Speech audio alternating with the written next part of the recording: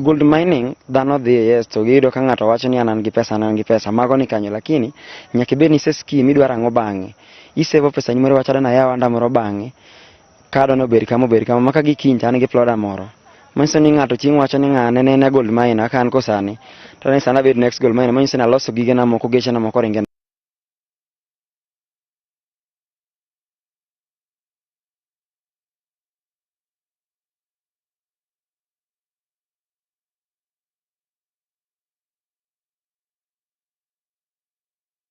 kunyo e mula kata chenro mabendi dendo ni gold mining.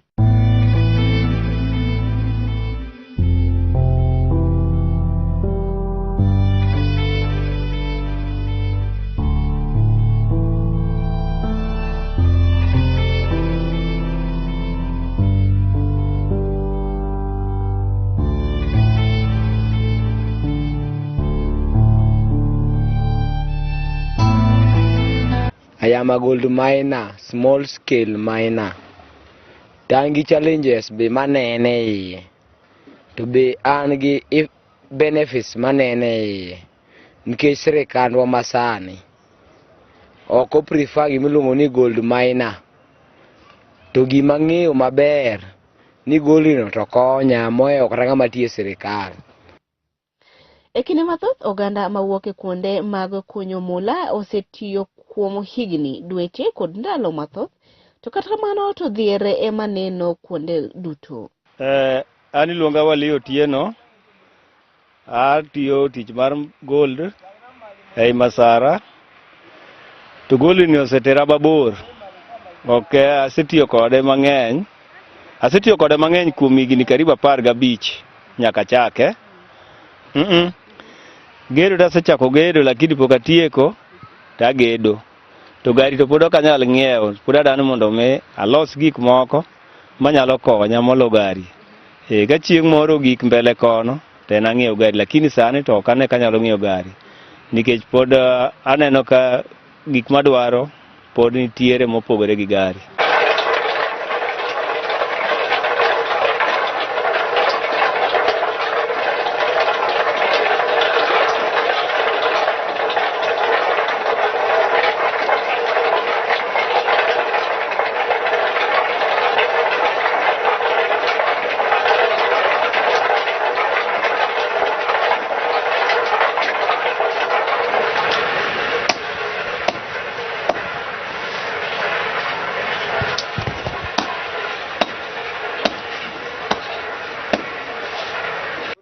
Ginyinga iluonga ni Kenneth Oloo.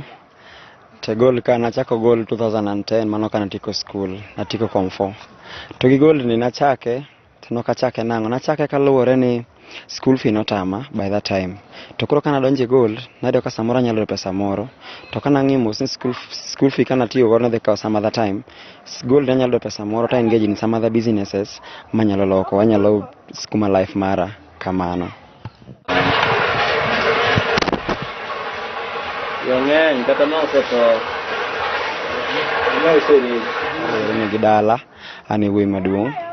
Koro pesa manitera go e skul malong'o ne yung. Koro negineno ni matin mane gidong' godo no, ne ginyalo dhi godo mbele pole pole. Kama neno achak manyo, kalo nyithindo ma achien, ne gidhi dwaro skul fee. Kawacho ni ka ne ng'ama duong' to asegik kanyo, to akony joma achien. Koro anyalo yudo pesa moro, ayudo pesa maber to akonyo godo koro gidhi e skul.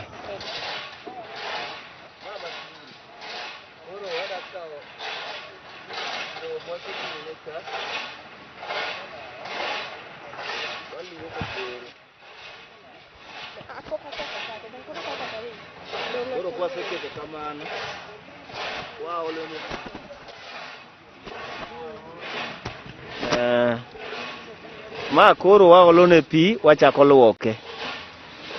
Koro waluoke aluoka kama warudhe. Ka waserudhe to yadhe ne mako mali ni iye ka. Mae kaka irudhe kamano. Koro iluoke mana kama.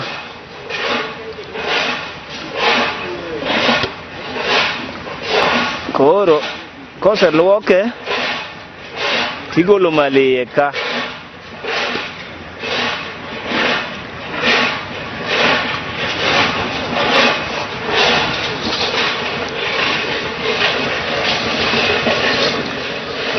Iluoke aluoka kama ma chenge ni rum te. Ka chenge no oserumo to watieke kamano, wabiye kitamba koro. Ka chenge no oserumo koro wabiye kitamba. Ko manyiso ni mali nyaka wagol koso watimo nang'o.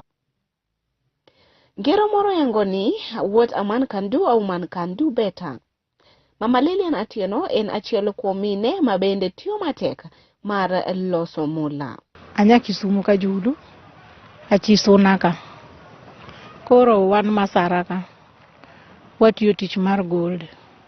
Koro gold ni an mokwongo naloke, nawaro nadhi bugo tawaro kidi tabiro go taloso. Koro bang'e nalose alosa kamano mogik kama koro ang'e tichne maber, mabedo gi pesa moro matin ma koro ng'ato nyalo akucho ng'ama nigi bugo nyalo biro kuoma mondo atimra nade, mondo abedne kaka sponsor. Koro an bende natemo timo mano nyaka sani ma koro agik ma koro an gi buko mamara ma an ma sponsor Koro gik machalo kaka ma dwaro sponsor kanyo en kaka gero bugo, en kaka goyo baruti, kata gima giremo machalo kata kaka umiko gene gi to gi saruru, gik michako yep godo, kareini miyawe godo, drill, tol, mago dwarore, to gi kubni miywa godo pi, to gi masin migo godo pi.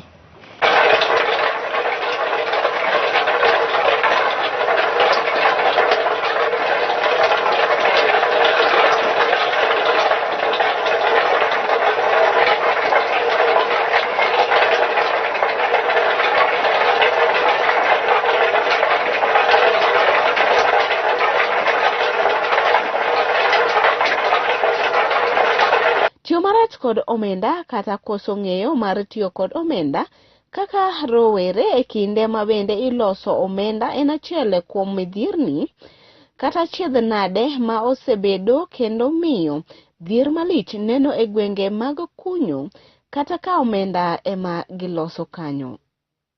Gigo kamadhi mago to starena kich chon kar ma nyithindo jonyuol ne dhi madho ma abara gi yien, tan sani ok adhi sikul tadhi ametho jak kuma gavana ntiere no nikech ayudo gramba achiel ma siling 5,000.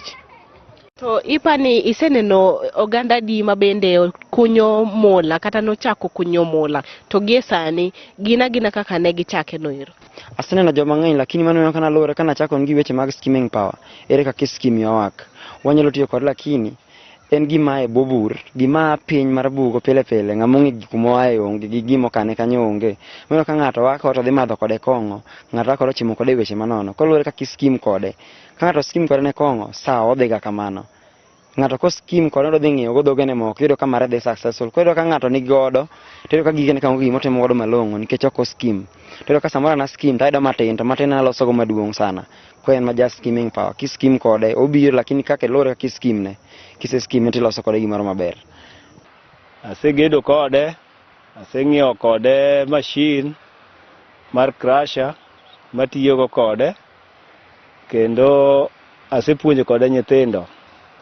Koro miyo aneno ka en gi ber, emomiyo akwa ji duto te manyalo tiyo gold mondo wati gold, kendo kwa jiwore matek mondo mi omed konyowa e buo Migori County.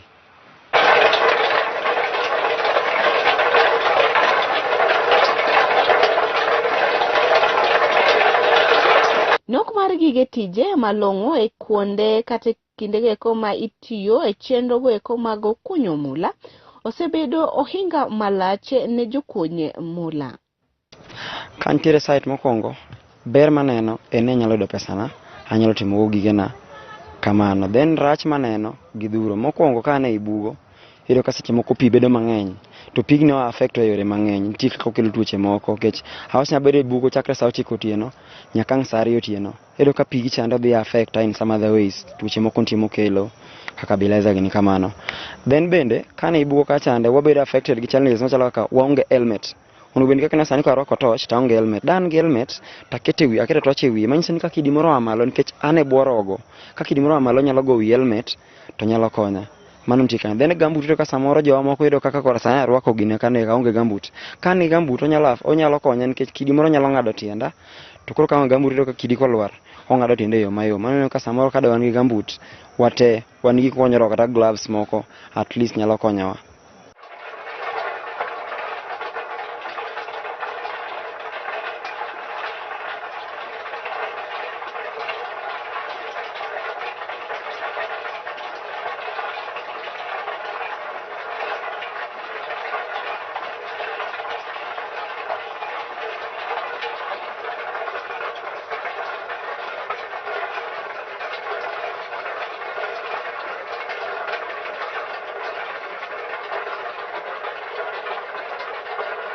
Small scale miner.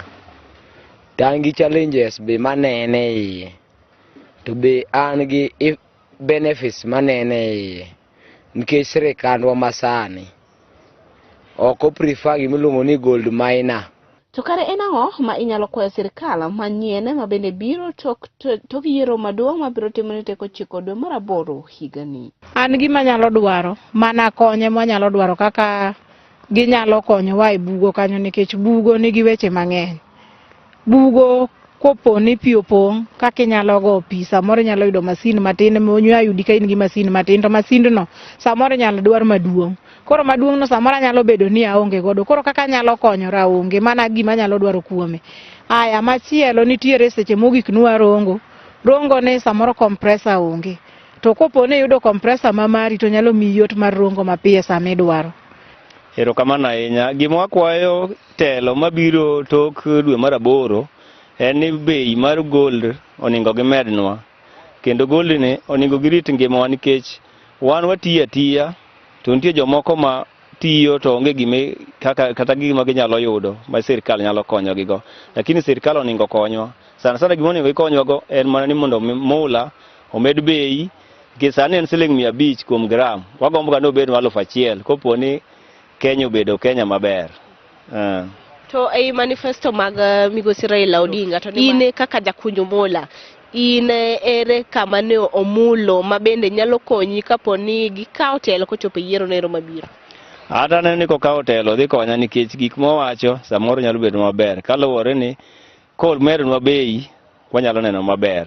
Nikech owinjo ni kuondego tie kaka osewuoye wanyalo medo bei. Aya, joma chandre aneno kata sani indiko ji kuo e area waka ni idhi migi pesa. Koro waneno samoro wach gold ni nyalo bedo maber, wang'eni bei nyalo medore. Koro wan okwomane kopo ni manifesto ne odhi maber to mednwa bei mondo bei obed maber mar mula, nikech wan mula ne makonyowa e bwo Migori kaunti ka.